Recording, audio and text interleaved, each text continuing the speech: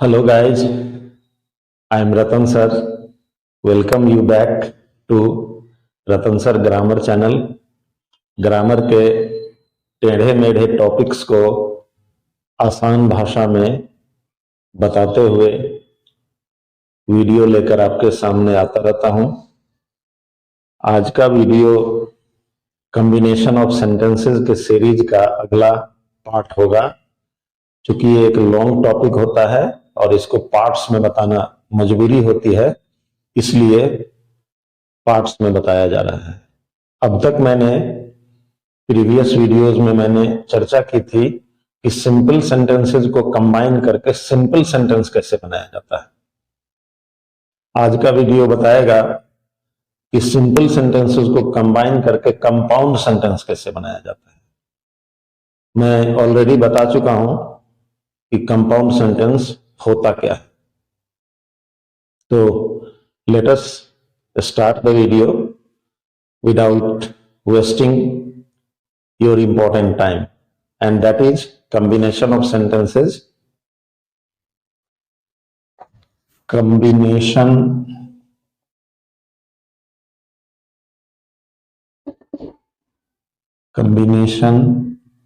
of sentences. इस group में simple sentences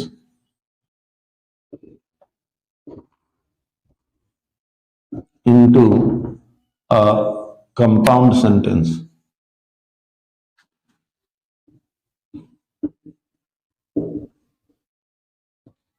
एक से अधिक सिंपल सेंटेंसेस को कंबाइन करके कैसे कंपाउंड सेंटेंस बनता है, आज आप इसकी जानकारी लेंगे इस वीडियो में।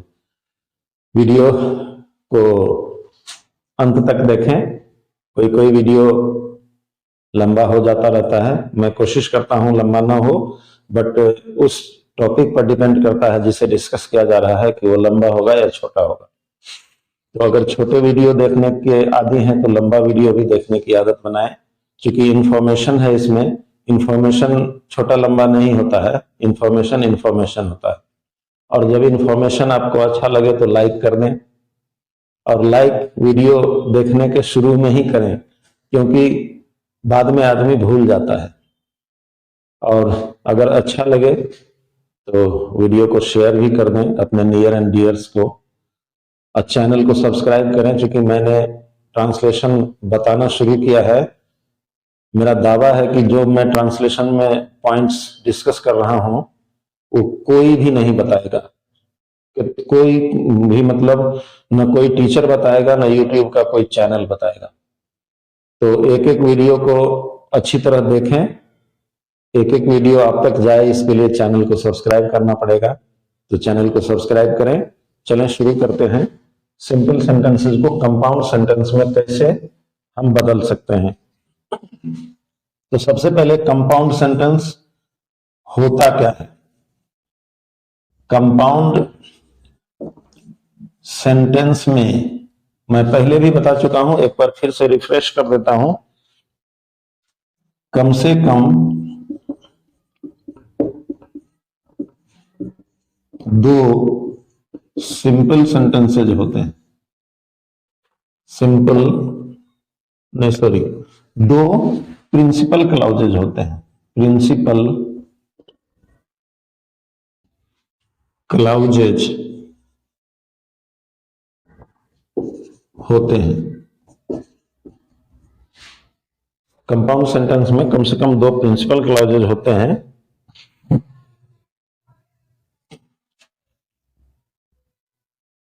ये दोनों सिंपल सेंटेंसेज के रूप में रहते हैं। दोनों जो क्लॉजेज आते हैं, प्रिंसिपल क्लॉजेज, ये सिंपल सेंटेंसेस के रूप में दिए हुए रहते हैं। और इन दोनों को कंबाइन करते समय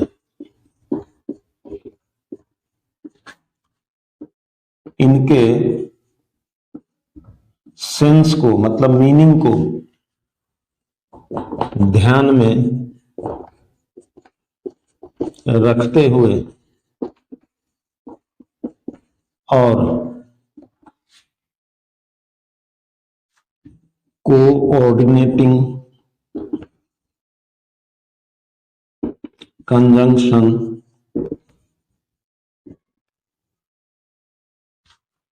का प्रयोग करते हुए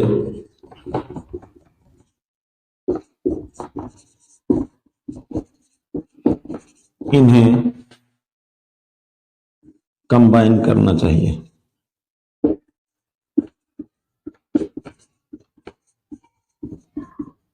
चूंकि कंपाउंड सेंटेंस में कोऑर्डिनेटिंग कंजंक्शन होता ही है, उसकी परिभाषा भी बताई जा चुकी है पहले कि जिस सेंटेंस में एक प्रिंसिपल क्लॉज और कम से कम एक कोऑर्डिनेट क्लॉज रहता है उसको कंपाउंड सेंटेंस कहते हैं, और कोऑर्डिनेट क्लॉज कोऑर्डिनेटिंग कंजंक्शन से शुरू होता है। तो एक कोऑर्डिनेटिंग कंजंक्शन यूज करके अगर दो सिंपल सेंटेंसेस हैं तो उन्हें जोड़ा जा सकता है। अब जिन कोऑर्डिनेटिंग कंजंक्शंस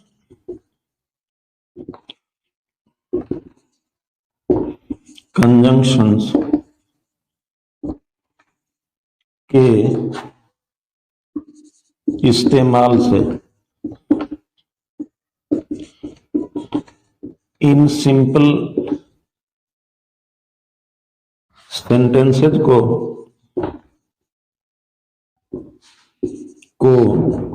कंबाइन किया जाता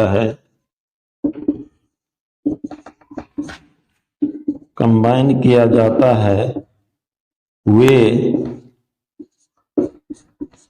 निम्नलिखित हैं। वो कौन कौन है ये जाने। किन किन कोऑर्डिनेटिंग कंजंक्शन के इस्तेमाल से आप जोड़ेंगे उनकी list. And, both, dot dot dot and, also, and, both and, also, too, as well as,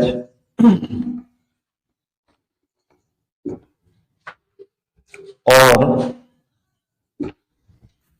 either or, neither nor, not only but also,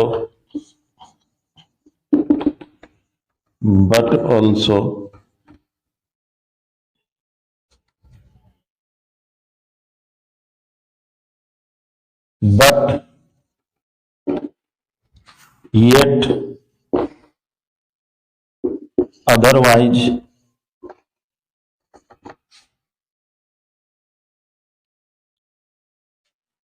for, therefore, however,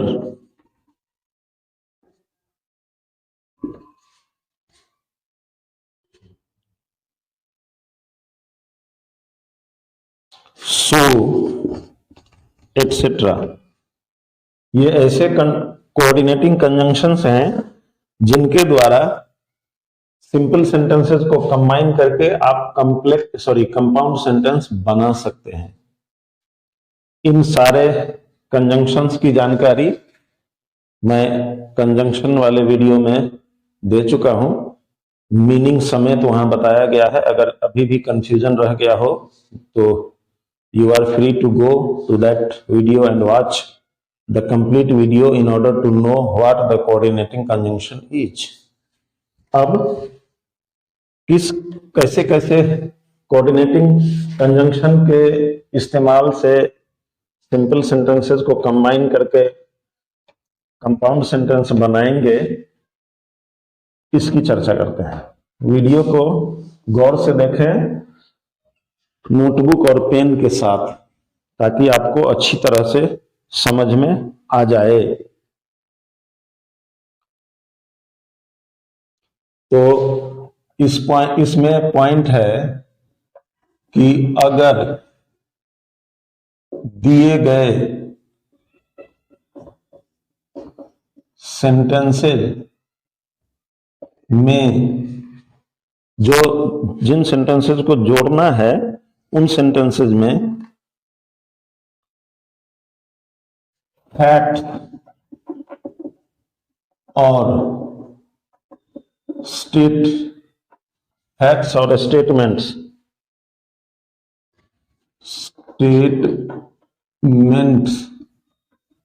के बीच विरोधाभास मतलब कॉन्ट्रास्ट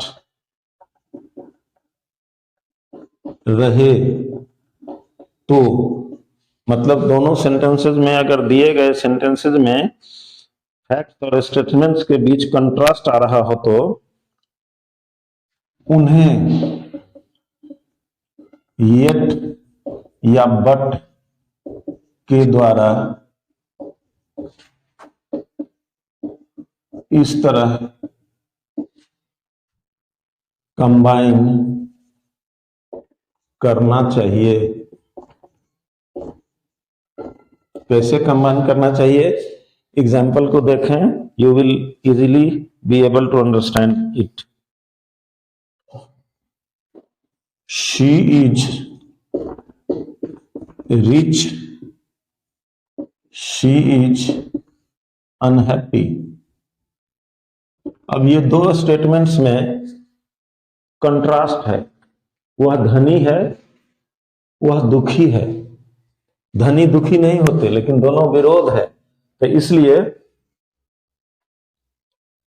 इसको कंबाइन करने के लिए she is rich yet she is unhappy. यहां पे yet के इस्तेमाल से दोनों सेंटेंसेस को जोड़ दिया गया। आप चाहें तो इस येट के बदले बट का प्रयोग भी कर सकते हैं। She is rich but she is unhappy. तो कंट्रास्ट रहने पर इस तरह से करते हैं कंबाइन। मीनिंग समझना जरूरी होता है।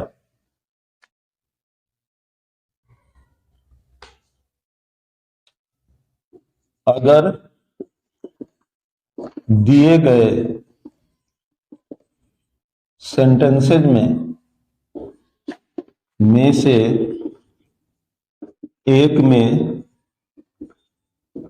आधार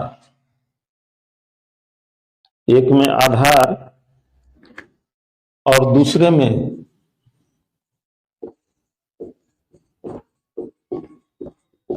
अनुमान आ रहा हो, अनुमान को इंग्लिश में इन्फेरेंस भी कहते हैं। इन्फेरेंस आ रहा हो तथा दोनों के बीच, दोनों मतलब दोनों सेंटेंसेस के बीच, दोनों के बीच काउज और इफेक्ट का सेंस लग रहा हो तो उन्हें कॉज और इफेक्ट या कॉज और कंसीक्वेंस का पता चल रहा हो तो उन्हें सो या देयरफॉर के इस्तेमाल से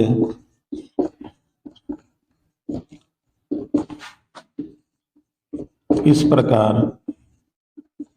कंबाइन करना चाहिए।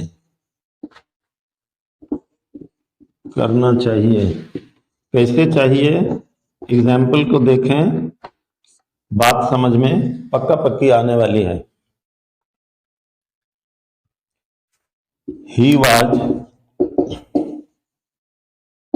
He was late, he was beaten, वह लेट था, उसे पीटा गया। इसमें एक में कारण है वह लेट था, और दूसरे में उसका इफेक्ट है वह पीटा गया। वह इसलिए पीटा गया क्योंकि लेट था। तो इन दोनों सिंपल सेंटेंसेस को कंबाइन करके कंपाउंड सेंटेंस ऐसे बनाएंगे, ही वॉज लेट सो या देयरफॉर। देयरफॉर को फिर से यूज करेंगे। सो ही वॉज बीटन। देयरफॉर को हमने इसलिए मिटा दिया कि देयरफॉर के बारे में एक अलग इंफॉर्मेशन है, और वो ये है कि देयरफॉर का यूज करने पर उसकी दोनों ओर कॉमा आता है, यहां डालने पर सो नहीं आता। तो इसको ऐसे भी लिखा जा सकता है अगर देयरफॉर से कंबाइन करेंगे तो। He was late therefore he was beaten. तो इस तरह से कंबाइन कैसे किया जाता है उसको देखें।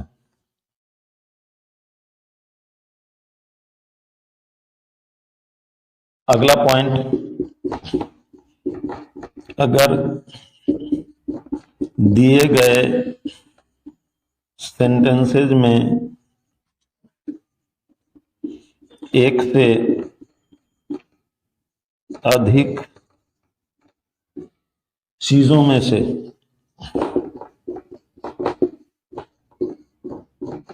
एक को दी गई चीजों में से एक को पसंद या नापसंद किया गया हो,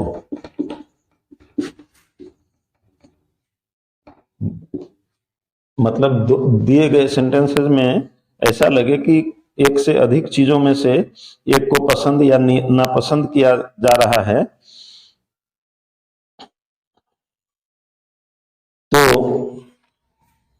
तो आइदर डॉट डॉट डॉट और या neither dot dot dot nor के द्वारा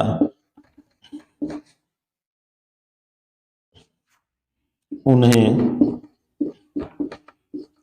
इस प्रकार कंबाइन किया जाता है।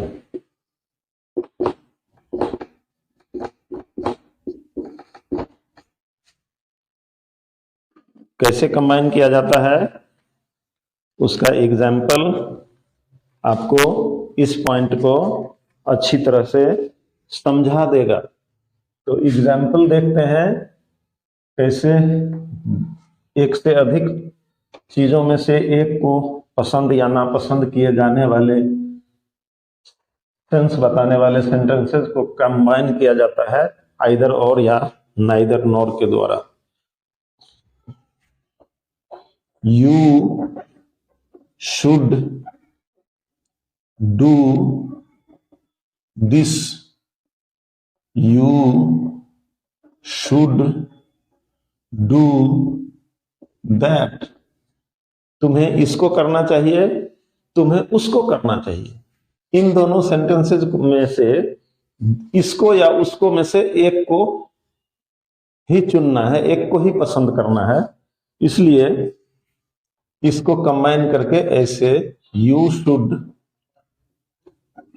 आइदर डू दिस और दैट ऐसे कंबाइन किया जाएगा।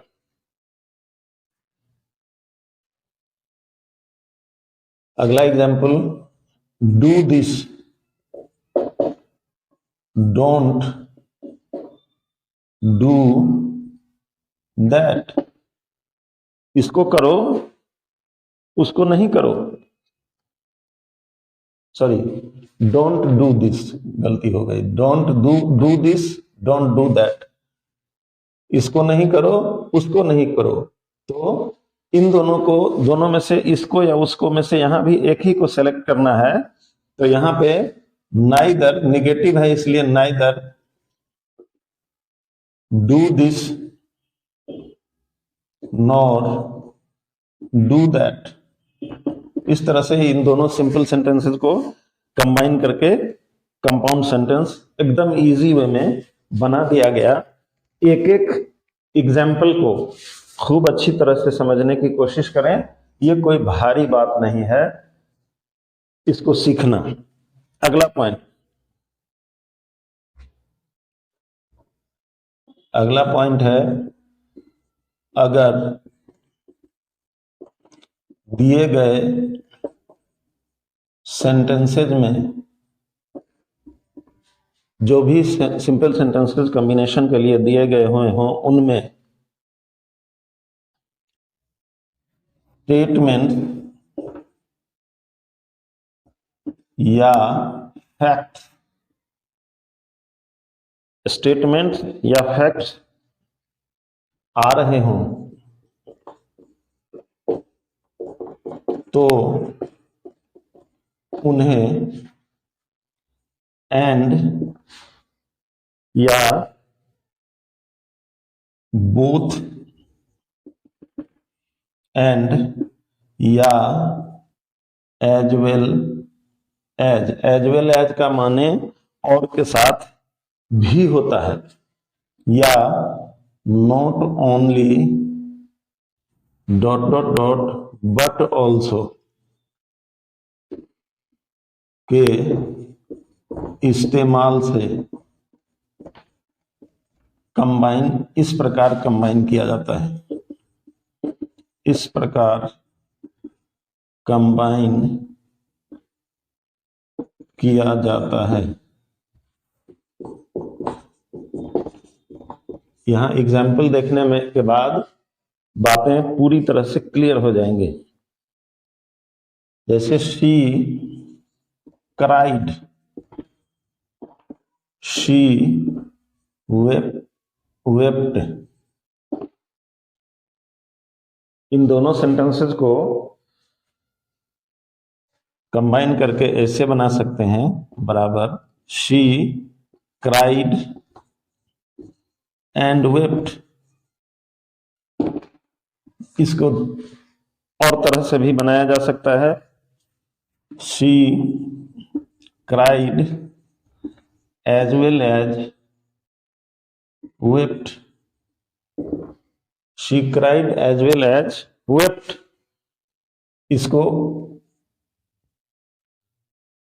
बोथ एंड के द्वारा, नॉट ओनली बट ऑल्सो के द्वारा भी इसी इन्हीं सेंटेंसेस को इस तरह से कंबाइन किया जा सकता है, she not only cried but also wept, she not only cried but also wept। फिर she,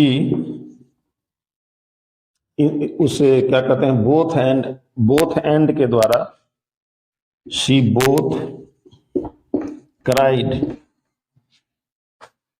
and wept। तो इस तरह से आपने देख लिया कि सिंपल सेंटेंसेस को कंबाइन करके कैसे हम कंपाउंड सेंटेंस बनाते हैं। इस वीडियो में आज इतना ही।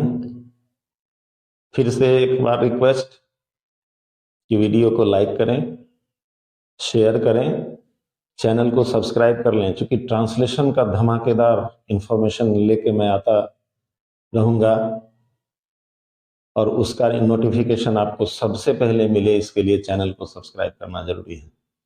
तो वीडियो को अंत तक देखने के लिए एक बार फिर से धन्यवाद। बने रहें इस चैनल के साथ तब तक जब तक आपको अच्छी तरह से इंग्लिश ग्रामर और ट्रांसलेशन की एक एक बात नहीं आ जाती है। तो आपका दिन शुभ हो, अपना ख्याल रखें, बाय।